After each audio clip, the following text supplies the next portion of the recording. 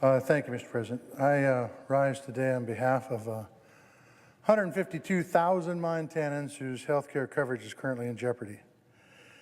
Next week, in a Texas courthouse, will become the newest battlefield in the war against health care. The latest attack is a lawsuit attempting to get rid of legal protections for folks with pre-existing conditions. Protections that make it illegal for insurance companies to deny health care coverage or charge absurd rates because of common conditions like high blood pressure or diabetes or heart disease or cancer or even pregnancy.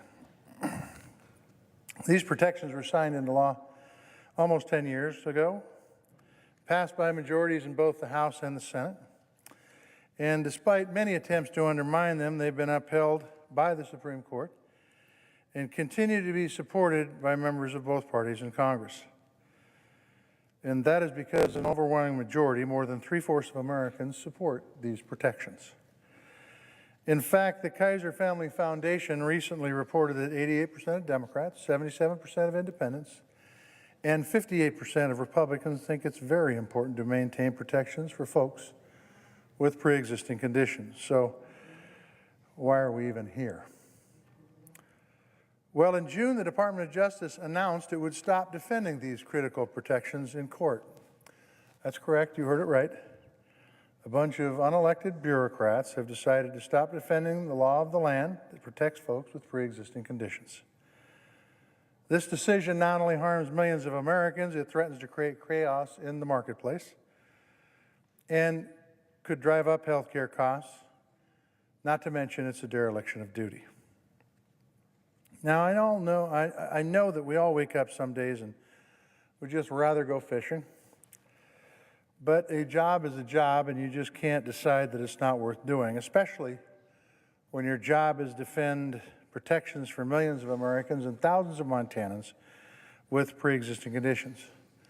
Montanans like Christina from Missoula, who told me last week about how the Justice Department's decision could impact her husband, who suffers from a chronic type of leukemia that can be managed but not cured. Christina wrote, and I quote, 6 years ago, we started the cancer journey when my husband was diagnosed with CLL, a type of lymphoma leukemia. Thankfully, he found work and is receiving the care he needs to manage this chronic disease that has no cure. But if he could have been denied health insurance coverage because of a pre-existing condition, my husband probably would not have received the care that he needs. Karen from Belgrade, Montana wrote something similar, saying, I am very concerned about the Department of Justice's decision to no longer defend Americans against health insurance companies who want to disallow people with pre-existing conditions. I'm a cancer survivor, as is my 22-year-old son. It is frightening to think that both of us may be uninsurable in the future if this trend continues. Or Kim from Helena, who wrote me and said, I've been a type 1 diabetic for 35 years, and the burden is heavy. The cost of insulin continues to soar to the point that some people have to choose between their insulin or their rent, food, or other medication. She says, I have good health insurance through my employer, which makes the financial costs of my diabetes manageable. But if pre-existing conditions weren't covered, my next insurer could simply choose not to cover my diabetes.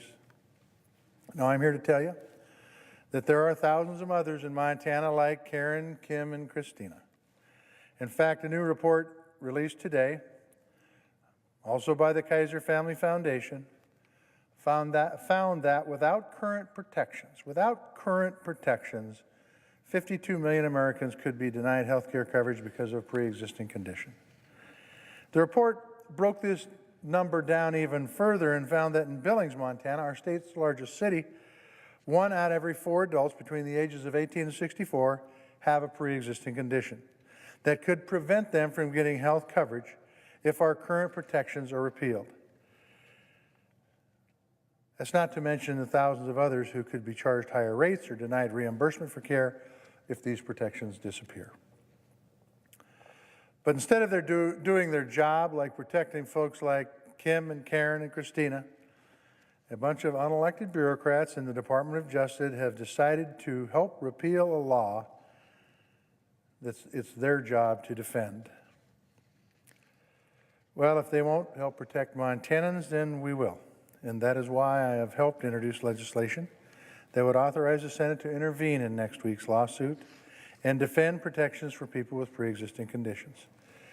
Now, I would be the first to tell you that our healthcare system isn't perfect, but folks are no longer denied coverage or forced to pay higher premiums because of common ailments like high blood pressure, diabetes, or cancer. And the vast majority of Montanans on both sides of the aisle want to keep it that way. That's why a group of my colleagues from across the aisle introduced a bill last week to try to preserve some of these protections. And that might sound good in theory, but in reality, it would still threaten coverage for folks with pre-existing conditions. And that is why I'm calling on my colleagues to pass our resolution, which would ensure folks with pre-existing conditions gets the coverage that they need. The thousands of Montanans and millions of Americans who rely on these protections deserve nothing less. With that, Mr. President, I yield the floor.